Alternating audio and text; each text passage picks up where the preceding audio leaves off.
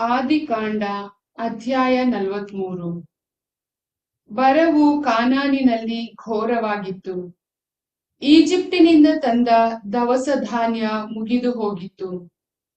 ಯಾಕೋಬನು ತನ್ನ ಪುತ್ರರಿಗೆ, ನೀವು ಪುನಃ ಹೋಗಿ ಸ್ವಲ್ಪ ಧಾನ್ಯವನ್ನು ಕೊಂಡುಕೊಂಡು ಬನ್ನಿ ಎಂದನು. ಅದಕ್ಕೆ ಯೆಹೂದನು ಹೀಗೆಂದನು, ಆ ಮನುಷ್ಯ ನಮಗೆ ನಿಮ್ಮ ತಮ್ಮನನ್ನು ಕರೆದುಕೊಂಡು ಬಂದ ಹೊರತು ನನ್ನ ದರ್ಶನಕ್ಕೆ ಬರಕೂಡದು ಎಂದು ಖಂಡಿತವಾಗಿ ಹೇಳಿಬಿಟ್ಟಿದ್ದಾನೆ. ನೀವು ನಮ್ಮ ತಮ್ಮನನ್ನು ಜೊತೆಯಲ್ಲಿ ಕಳಿಸಿದರೆ ಹೋಗಿ ಧಾನ್ಯವನ್ನು ಕೊಂಡುಕೊಂಡು ಬರುತ್ತೇವೆ.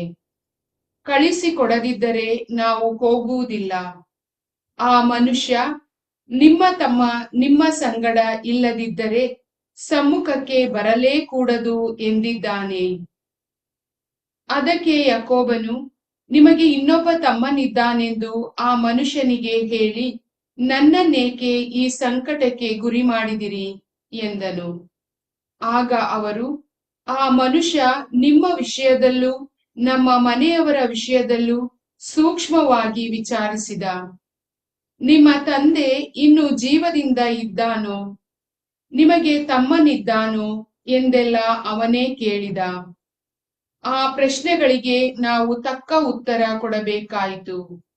ಅಲ್ಲದೆ ಅವನು ನಿಮ್ಮ ತಮ್ಮನನ್ನು ಕರೆದುಕೊಂಡು ಬನ್ನಿ ಎಂದು ಕೇಳುತ್ತಾನೆಂದು ತಿಳಿಯಲು ನಮಗೆ ಹೇಗೆ ಸಾಧ್ಯವಿತ್ತು ಎಂದರು. ಆಗ ಯೆಹೂದನು ತನ್ನ ತಂದೆ ಯಾಕೋಬನಿಗೆ, ನೀವು, ನಾವು ಮತ್ತು ನಮ್ಮ ಮಕ್ಕಳು ಎಲ್ಲರೂ ಸಾಯದೆ ಉಳಿಯಬೇಕಾದರೆ ಆ ಹುಡುಗನನ್ನು ನನ್ನ ಜೊತೆ ಕಳುಹಿಸಿಕೊಡಿ. ನಾವು ಇದೀಗಲೇ ಹೊರಡುತ್ತೇವೆ. ಅವನಿಗೆ ನಾನೇ ಹೊಣೆ. ಅವನ ವಿಷಯ ನನಗೆ ಬಿಡಿ. ನಾನು ಅವನನ್ನು ಮತ್ತೆ ಕರೆದುಕೊಂಡು ಬಂದು ನಿಮ್ಮ ಎದುರಿನಲ್ಲಿ ನಿಲ್ಲಿಸದೆ ಹೋದರೆ ಆ ದೋಷ ಸದಾಕಾಲ ನನ್ನ ಮೇಲೆ ಇರಲಿ. ನಾವು ತಡ ಮಾಡದೇ ಇದ್ದಿದ್ದರೆ ಇಷ್ಟರೊಳಗೆ 2 ಸಾರಿ ಹೋಗಿ ಬರುತ್ತಿದ್ದೆವು ಎಂದು ಹೇಳಿದನು. ಇಷ್ಟಾದ ಮೇಲೆ ಅವರ ತಂದೆ ಯಾಕೋಬನು, ನೀವು ಹೋಗಲೇಬೇಕಾದರೆ ಒಂದು ಕೆಲಸ ಮಾಡಿ. ಈ ನಾಡಿನಲ್ಲಿ ದೊರಕುವ ಶ್ರೇಷ್ಠವಾದ ವಸ್ತುಗಳಲ್ಲಿ ಕೆಲವನ್ನು ನಿಮ್ಮ ಚೀಲದಲ್ಲಿ ಹಾಕಿಕೊಂಡು ಹೋಗಿ ಆ ಮನುಷ್ಯನಿಗೆ ಕಾಣಿಕೆಯಾಗಿ ಕೊಡಿ. ಅದೂ ಅಲ್ಲದೆ 2ರಷ್ಟು ಹಣವನ್ನು ಕೈಯಲ್ಲಿ ತೆಗೆದುಕೊಂಡು ಹೋಗಿ. ಅವರು ನಿಮ್ಮ ಚೀಲಗಳ ಬಾಯಿಯಲ್ಲಿ ಹಾಕಿ ಹಿಂದಕ್ಕೆ ಕಳುಹಿಸಿದ ಹಣವನ್ನು ತೆಗೆದುಕೊಂಡು ಹೋಗಿ. ಬಹುಶಃ ಅವರಿಗೆ ತಿಳಿಯದೆ ಅದು ನಿಮ್ಮ ಕೈಗೆ ಬಂದಿರಬಹುದು. ನಿಮ್ಮ ತಮ್ಮನನ್ನು ಕರೆದುಕೊಂಡು ಮರಳಿ ಆ ಮನುಷ್ಯನ ಬಳಿಗೆ ಹೋಗಿ. ಅವನು ನಿಮ್ಮ ಮೇಲೆ ಕನಿಕರವಿಟ್ಟು ನಿಮ್ಮ ಅಣ್ಣನನ್ನು ಬೆನ್ಯಾಮೀನನನ್ನು ನಿಮ್ಮೊಂದಿಗೆ ಕಳುಹಿಸಿ ಬಿಡುವಂತೆ ಸರ್ವವಲ್ಲಭರಾದ ದೇವರು ಅನುಗ್ರಹಿಸಲಿ. ನಾನಂತೂ ಮಕ್ಕಳನ್ನು ಕಳೆದುಕೊಂಡವನಾಗಬೇಕಾದರೆ ಹಾಗೆಯೇ ಆಗಲಿ ಎಂದನು. ಅವರು ಆ ಕಾಣಿಕೆ ವಸ್ತುಗಳನ್ನು ಸಿದ್ಧ ಮಾಡಿಕೊಂಡು 2ರಷ್ಟು ಹಣವನ್ನು ತೆಗೆದುಕೊಂಡು ಹಾಗೂ ಬೆನ್ಯಾಮೀನನನ್ನು ಜೊತೆಯಲ್ಲಿ ಕರೆದುಕೊಂಡು ಹೊರಟರು. ಈಜಿಪ್ಟನ್ನು ಸೇರಿ ಜೋಸೇಫನ ಸಮ್ಮುಖದಲ್ಲಿ ನಿಂತುಕೊಂಡರು. ಬೆನ್ಯಾಮೀನನು ಅವರ ಸಂಗಡ ಇರುವುದನ್ನು ಜೋಸೇಫನು ನೋಡಿದನು. ಕೂಡಲೇ ಗೃಹ ನಿರ್ವಾಹಕನನ್ನು ಕರೆದು, ಈ ಜನರು ನನ್ನ ಸಂಗಡ ಈ ಮಧ್ಯಾಹ್ನ ಊಟ ಮಾಡಬೇಕಾಗಿದೆ. ಇವರನ್ನು ಮನೆಯೊಳಗೆ ಕರೆದುಕೊಂಡು ಹೋಗು. ಮಾಂಸದ ಅಡಿಗೆ ಎಲ್ಲವನ್ನೂ ಸಿದ್ಧಪಡಿಸು ಎಂದು ಅಪ್ಪಣೆ ಮಾಡಿದನು. ಅದೇ ಮೇರೆಗೆ ಗೃಹ ನಿರ್ವಾಹಕನು ಅವರನ್ನು ಜೋಸೇಫನ ಮನೆಗೆ ಕರೆದುಕೊಂಡು ಹೋದನು. ಅಲ್ಲಿಗೆ ಹೋಗುತ್ತಿದ್ದ ಅವರಿಗೆ ಭಯವಾಯಿತು.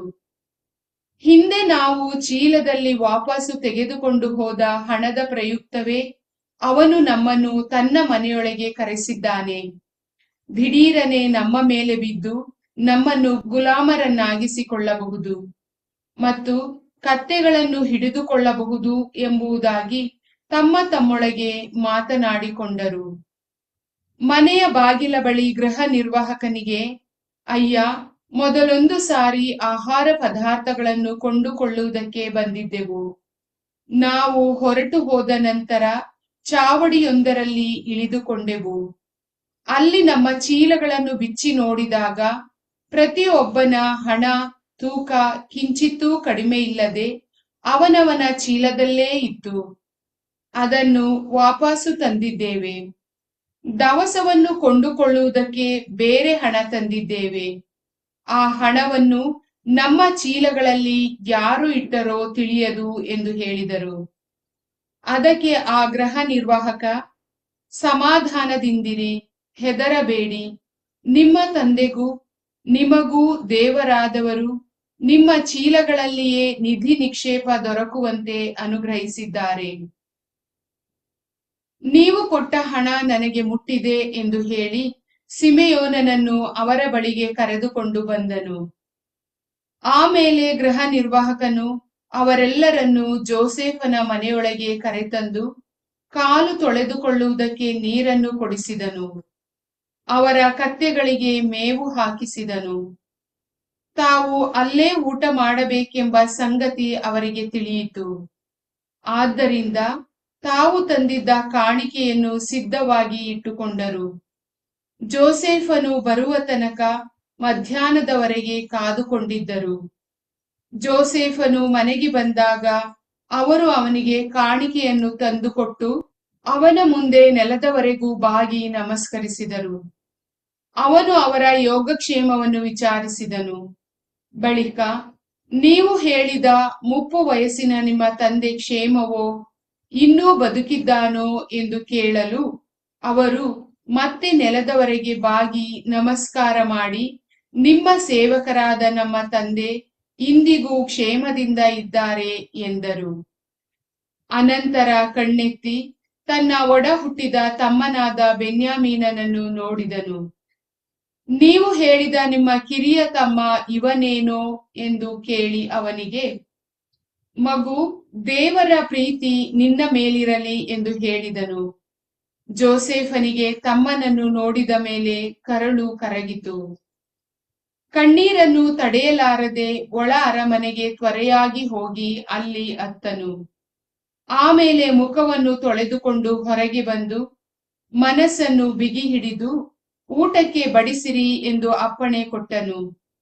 ಪರಿಚಾರಕರು ಅವನಿಗೆ ಬೇರೆ, ಅವನ ಅಣ್ಣ ತಮ್ಮಂದಿರಿಗೆ ಬೇರೆ, ಅವನ ಸಂಗಡವಿದ್ದ ಈಜಿಪ್ಟಿನವರಿಗೆ ಬೇರೆ, ಹೀಗೆ ಬೇರೆ ಬೇರೆಯಾಗಿ ಊಟಕ್ಕೆ ಬಡಿಸಿದರು.